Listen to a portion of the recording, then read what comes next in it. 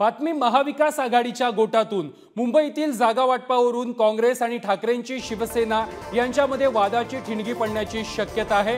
मुंबईमध्ये समसमान जागांसाठी काँग्रेस आग्रही असल्याची माहिती आता समोर येते आहे। मुंबईमध्ये 3 ते 4 जागांवर काँग्रेसची मोठी ताकद असल्याचं वर्षा गायकवाड यांनी सांगितलेलं आहे।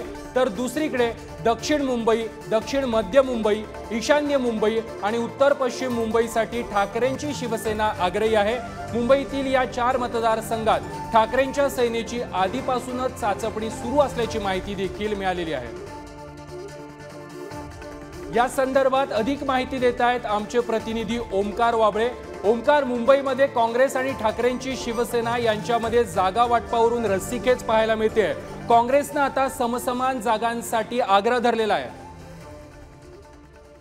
प्रथमेश, उद्धव ठाकरे यांनी जवळपास 4 ते 5 जागांचा प्रस्ताव ठेवला होता। मुंबईतल्या 6 पैकी 5 जागांवरती उद्धव ठाकरे आता दावा करतायत आणि काँग्रेसच्या सगळ्या संदर्भात मागणी आहे। काँग्रेसची सुद्धा जागा तिथे आहेत, त्यांचे काही स्पेसिफिक पॉकेट्स आहेत। याच्या आधी काँग्रेस तिथे 3 ते 4 मतदारसंघ सहज लढत होता, पण सगळ्यात महत्त्वाचं म्हणजे उद्धव ठाकरे आणि काँग्रेस या दोघांमध्ये अजून जागा वाटपाचा तिढा आता या सगळ्यावरून वाढतो की काय अशी परिस्थिती आहे। कारण उद्धव ठाकरे 4 ते 5 जागांवरती क्लेम करतात आणि काँग्रेसचं म्हणणं आहे की जागा वाटप हे समसमान व्हावं। मुंबईतल्या 6 पैकी 3 जागा काँग्रेस आणि 3 जागा उद्धव ठाकरे अशा लढाव्यात।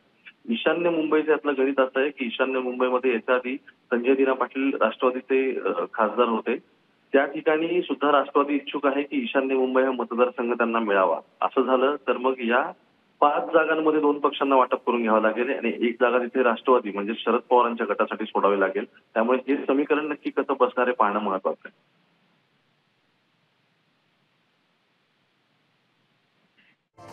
धन्यवाद तुम्ही दिलेल्या माहिती संदर्भात।